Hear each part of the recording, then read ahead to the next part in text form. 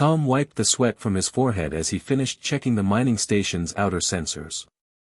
The morning shift on Kepler 7 was always quiet, but today felt different.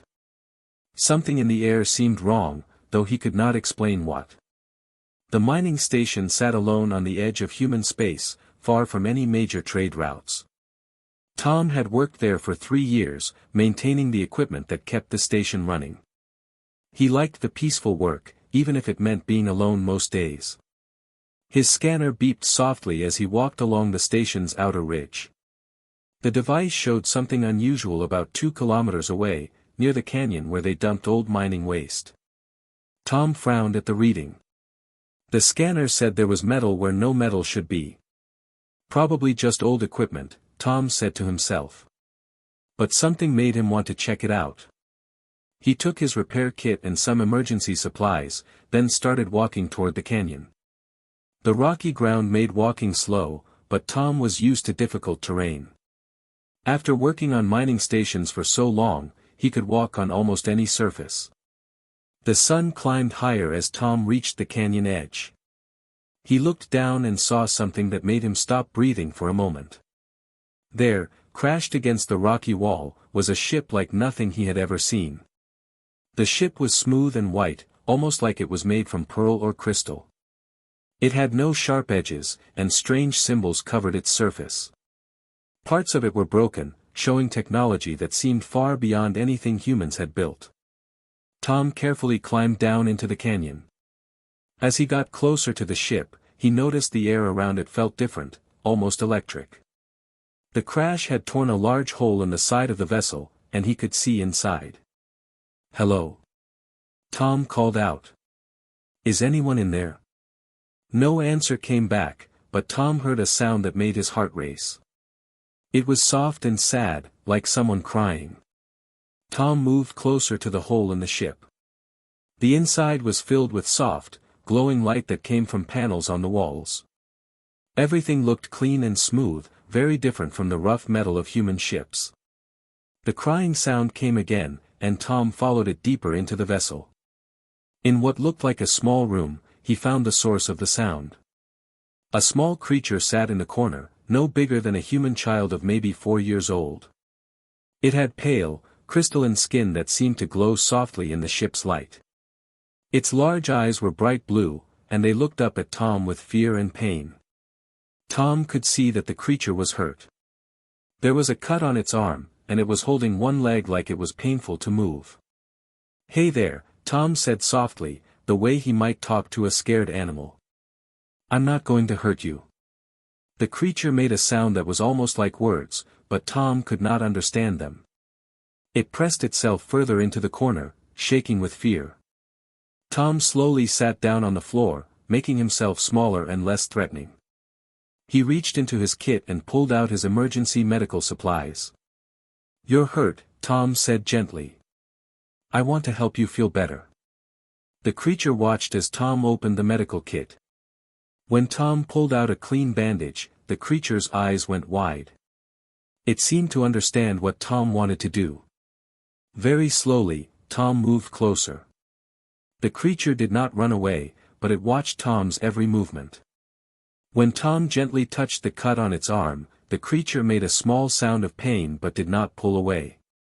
Tom cleaned the wound as carefully as he could. The creature's skin felt warm and smooth, almost like touching polished stone. As he worked, Tom noticed that the creature's breathing was getting calmer. "There," Tom said as he finished bandaging the arm. "That should feel better soon." The creature looked at its bandaged arm, then back at Tom.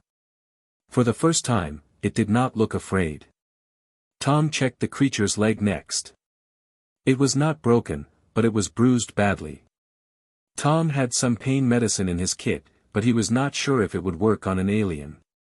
He decided to try giving the creature some water and food instead. The creature drank the water eagerly and tried the emergency food bar Tom offered.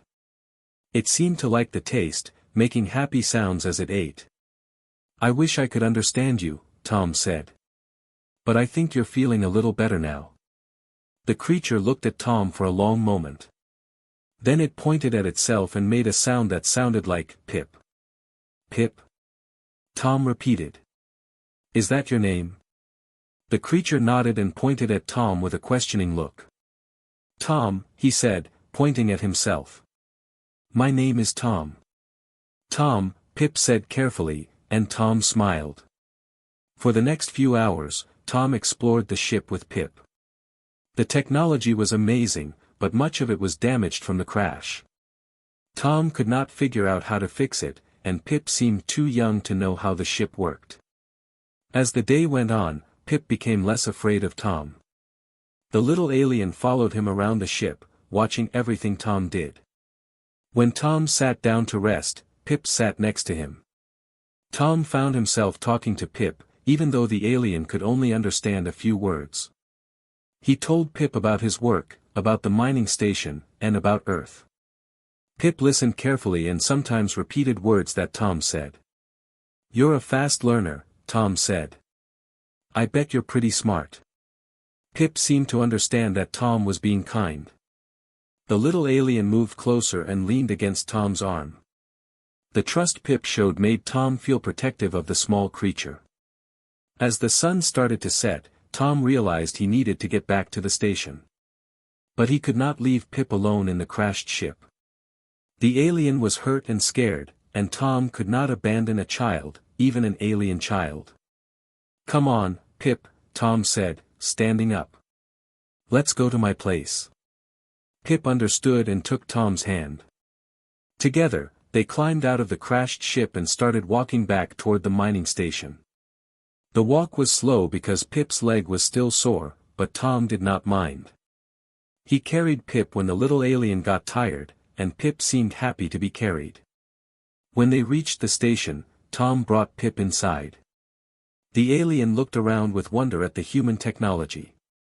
Everything must have seemed strange and different from Pip's ship. Tom made a simple dinner and shared it with Pip. The alien tried everything Tom offered and seemed to enjoy most of it. After dinner, Tom found some soft blankets and made a comfortable place for Pip to sleep.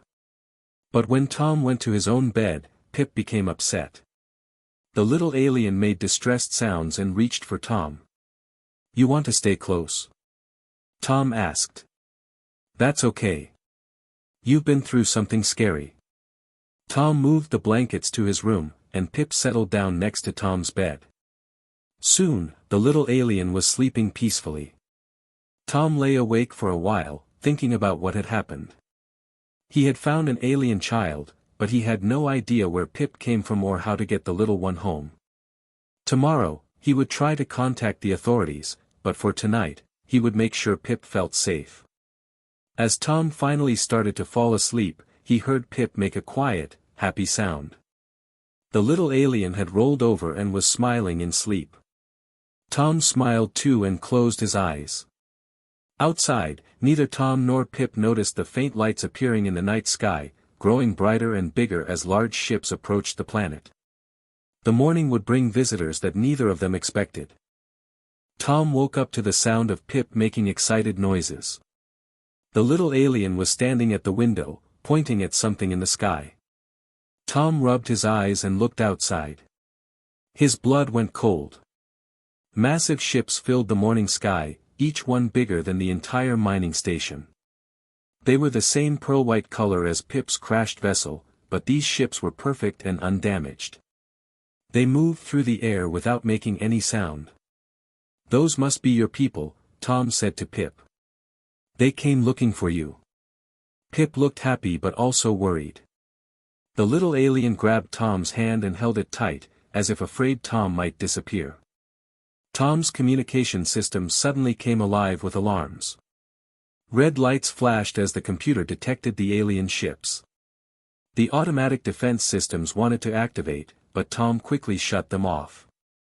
He did not want to start a fight with beings who could build ships like those. A deep voice spoke through the communication system, using perfect human language. Human facility, we are the Crystalline Empire. Return our royal heir immediately, or your station will be destroyed. Tom felt his heart race. Royal heir. He looked at Pip, who was still holding his hand. The little alien he had been caring for was royalty. "This is Tom Miller," he spoke into the communicator. "I found your child injured in a crashed ship. Pip is safe and well cared for." There was silence for a long moment. Then the voice spoke again, sounding surprised. "You call the heir by a name? And you claim to have cared for our royal offspring?" "Yes," Tom said simply. "Pip was hurt and scared. I helped.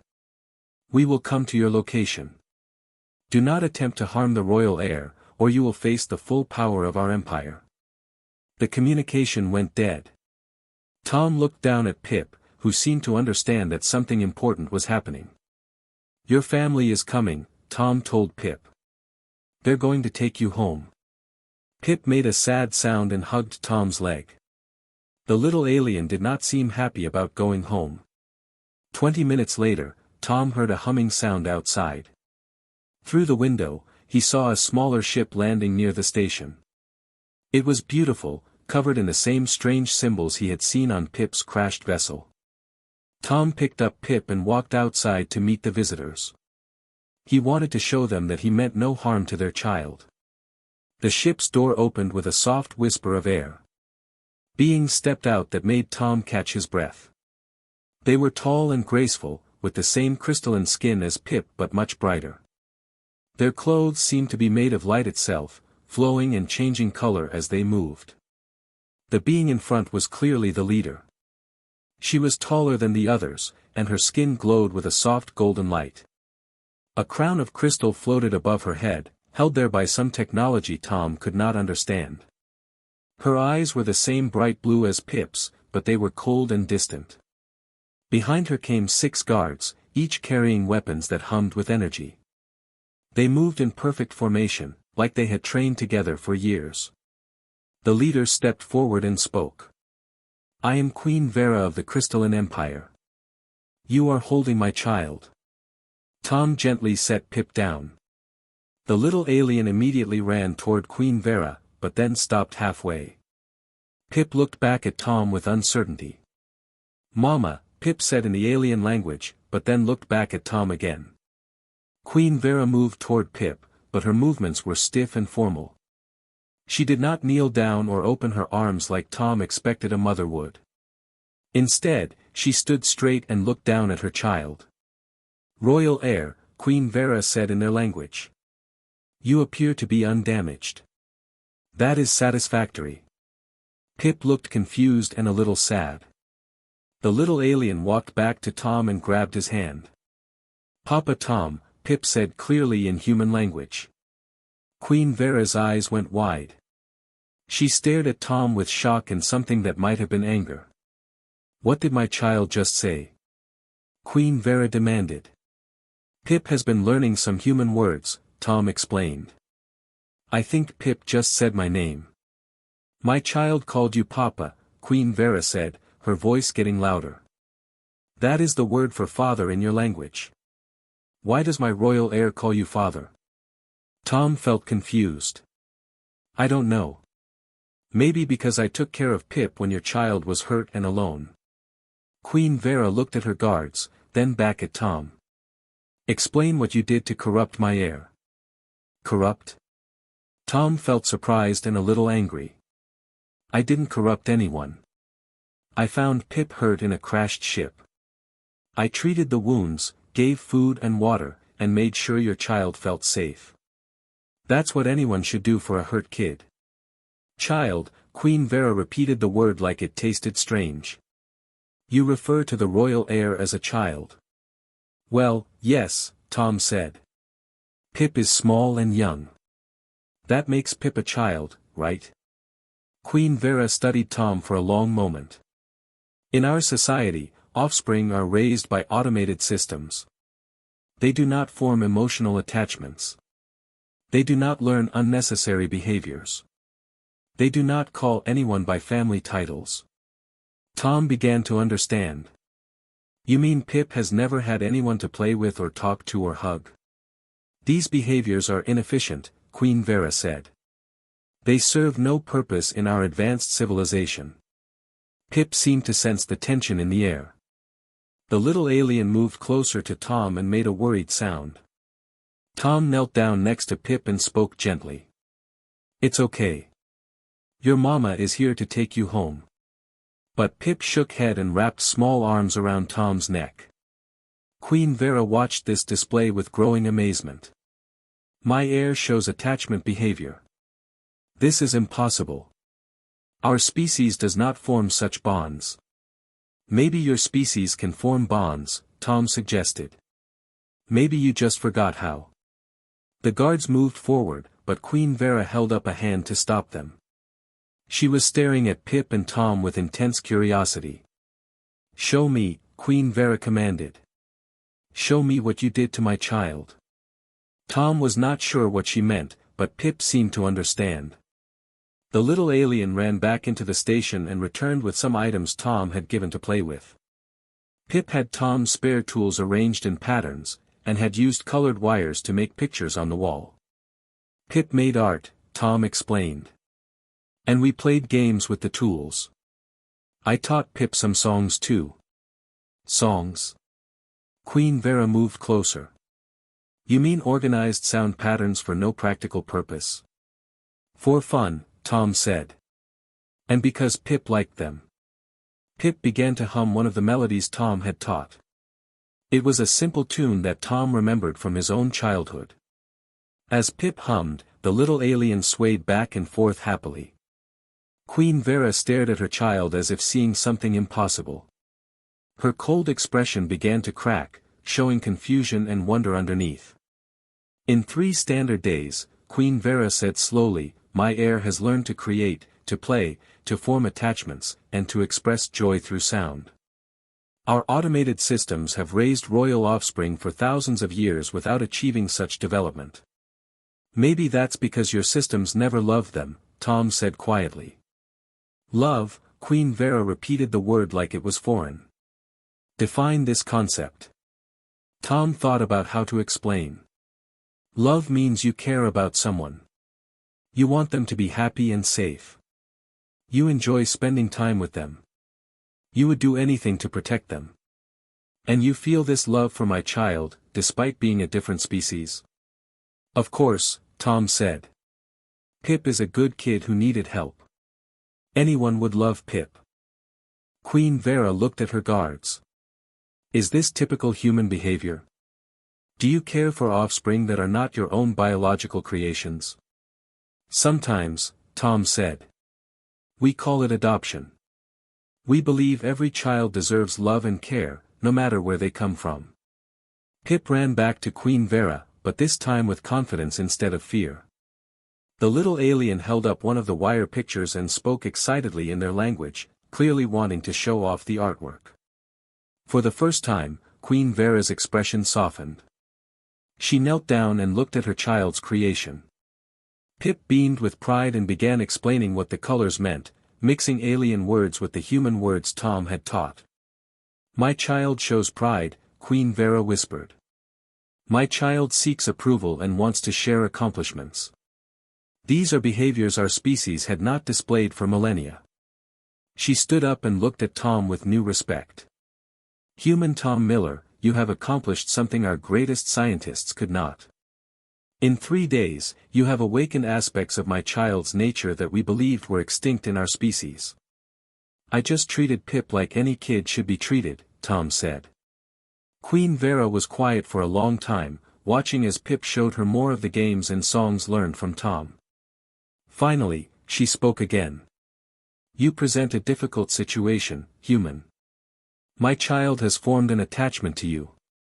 My child has developed in ways that our society does not understand. I cannot simply take my heir back to our world and pretend this development never happened." "What do you mean?" Tom asked, though he was afraid he already knew. "I mean that you have created a problem that threatens the foundation of our civilization. If other royal offspring learned these behaviors, it could change our entire society." The guards raised their weapons slightly, and Tom realized he might be in serious danger. But then Pip stepped between Tom and the guards, spreading small arms wide to protect him. "No hurt Papa Tom," Pip said firmly in human language. Queen Vera stared at her child with amazement. Never before had a royal heir shown such protective instincts or courage. Queen Vera stared at her child standing protectively in front of Tom. Never in the history of the Crystalline Empire had a royal heir shown such courage or emotional attachment. The guards looked confused, unsure whether to follow their orders or respect the heir's clear wishes. "Lower your weapons," Queen Vera commanded. The guards obeyed immediately, but their confusion remained visible. Queen Vera walked slowly around Tom and Pip, studying them both carefully. Her golden skin seemed to glow brighter as she thought. "Human Tom Miller," she said finally, "you have created an impossible situation. My child displays behaviors that our scientists claim are genetically impossible for our species. You have either performed some unknown technology on my heir, or you have proven our understanding of our own nature to be wrong." Tom felt nervous but tried to stay calm. "I didn't do anything special. I just treated Pip with kindness." "Kindness," Queen Vera repeated. "Another concept that our civilization considers inefficient." She paused and looked directly at Tom. "I will test you, human. If you can prove that your methods have true value, I will consider that humans deserve to exist alongside our empire. If you fail this test, both you and your species will be marked as a threat to galactic order." Tom felt his mouth go dry. The fate of humanity might depend on what happened next. "What kind of test?" "You will demonstrate the superiority of your human methods," Queen Vera announced.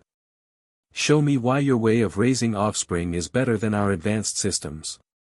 You have 1 hour." Tom looked down at Pip, who was still standing bravely between him and the guards. The little alien looked up at Tom with complete trust, as if certain that Tom could handle anything. "I don't think I can prove my way is better," Tom said honestly. "I can only show you what Pip has learned and let you decide for yourself." Queen Vera seemed surprised by his honesty. "You do not claim superiority over our ancient civilization?" "No," Tom said. "I'm just a maintenance worker. I don't know anything about running civilizations or raising royal children. I only know how to care for someone who needs help." This answer seemed to intrigue Queen Vera even more. "Then show me this care. Demonstrate what my child has learned under your influence." Tom knelt down next to Pip. "Hey buddy, do you want to show your mama the games we played?" Pip nodded enthusiastically and ran back into the station. The little alien returned with an armload of items and began setting up one of their favorite activities. Tom had taught Pip to build towers using tools from his repair kit. It was a simple game, but it required planning, balance, and patience. As Pip carefully stacked each piece, Tom offered gentle encouragement. "That's good, Pip. Try putting the heavy piece on the bottom. Yes, like that. You're getting really good at this." Queen Vera watched as her child worked with intense concentration, trying different approaches when the tower fell down. Instead of giving up, Pip would start over with a new strategy. "My child shows persistence," Queen Vera observed. "And problem-solving behavior. These traits would be valuable in leadership." "Pip is really smart," Tom agreed. "Watch this next part." When Pip finished the tower successfully, the little alien clapped with joy and looked to Tom for approval. Tom smiled and gave Pip a gentle hug. "I'm proud of you," Tom said. "You worked hard and didn't give up." Pip beamed with happiness and immediately started building a second tower, this one even more complex than the first. Queen Vera moved closer. "My child seeks approval and takes pride in accomplishment. In our society, royal offspring perform tasks because they are commanded to. They do not show enthusiasm for learning." "Maybe they would if someone celebrated their successes," Tom suggested carefully. Next, Tom asked Pip to show the songs they had learned together. Pip began humming a simple melody, swaying back and forth with the rhythm. The little alien's voice was sweet and clear, and the tune seemed to fill the air with happiness. One of the guards shifted uncomfortably, and Tom noticed the guard's rigid posture relaxing slightly as he listened to Pip singing. Music affects your people too, Tom realized. You're not as different from humans as you think. Queen Vera noticed her guard's reaction as well. She studied the guard's face with growing amazement. Commander Zane, report your current status. Your Majesty, the guard said slowly, I am experiencing unusual sensations while listening to the air's vocalizations. My stress levels appear to be decreasing, and I feel what I can only describe as pleasure. Queen Vera looked shocked. Our people have not reported experiencing pleasure from sound in over 3,000 years. Maybe you forgot how, but you never lost the ability, Tom said gently. The most impressive moment came when Pip showed Queen Vera the artwork created with Tom's colored wires. The little alien had made pictures that told a story about the crash, about meeting Tom, and about feeling scared and then safe. But the final picture was what made Queen Vera gasp with surprise. Pip had made an image of 3 figures standing together, one tall and golden, one smaller and white, and one brown-colored like a human. Above them, Pip had arranged wires to look like stars. Family, Pip said proudly, pointing to the picture. Queen Vera stared at the artwork for a long time. When she finally spoke, her voice was softer than before. My child has created art that shows emotional concepts. My child envisions a future that includes connection between different species. She looked up at Tom. In our empire, royal offspring are trained to see other species as subjects to be controlled or threats to be eliminated. Never as family. Tom felt a surge of hope. Pip doesn't see differences the way adults do. Kids just see people who are kind to them or people who aren't. Show me one more thing, Queen Vera requested. Show me what happens when my child faces difficulty. As if on cue, one of Pip's wire sculptures fell apart. The little alien looked disappointed for a moment, but then looked to Tom for guidance. What do you do when something breaks? Tom asked gently. Fix it, Pip said determinedly. But instead of working alone, Pip took Tom's hand and pulled him over to help. Together, they rebuilt the sculpture, with Pip directing and Tom following the little alien's instructions. When they finished, Pip hugged both the sculpture and Tom. My child seeks help when needed and shares success with others, Queen Vera said with wonder. These are leadership qualities that our automated systems never developed in royal offspring. Queen Vera was quiet for several minutes, watching as Pip continued to play and create. Finally, she turned to address Tom directly. Human Tom Miller, I came here expecting to find my heir corrupted by primitive creatures. Instead, I find my child displaying advanced emotional intelligence, creative problem-solving abilities, and leadership instincts that surpass any royal heir in our recorded history. She paused and looked at her guards, who were all listening intently. You have proven that your species possesses something my advanced civilization lost long ago. You understand that true strength comes not from technology or military power, but from the ability to nurture potential in others. Tom felt relief wash over him. Does this mean humans pass your test? More than pass, Queen Vera said. You have shown me that my empire has been weak in the most important way possible. We have forgotten how to raise our children to be truly strong. She knelt down next to Pip, and for the first time, her movements were gentle and warm instead of formal. My child, she said softly, would you like Papa Tom to come visit our world and teach other children the games you have learned? Pip's eyes lit up with excitement. The little alien hugged Queen Vera and then ran to hug Tom. Yes. Pip said happily. Papa Tom teach everyone. Queen Vera stood and faced Tom with new respect. Human Tom Miller, I offer you the position of cultural ambassador to the Crystalline Empire. You will help us remember what we have forgotten about raising our children with love instead of only efficiency. Tom felt overwhelmed. I'm just a maintenance worker. I don't know anything about being an ambassador. You know the most important thing, Queen Vera replied. You know how to love a child who is not your own. You know how to teach patience, creativity, and courage. These skills are more valuable than any technology. She turned to address her guards. Send word to the Empire.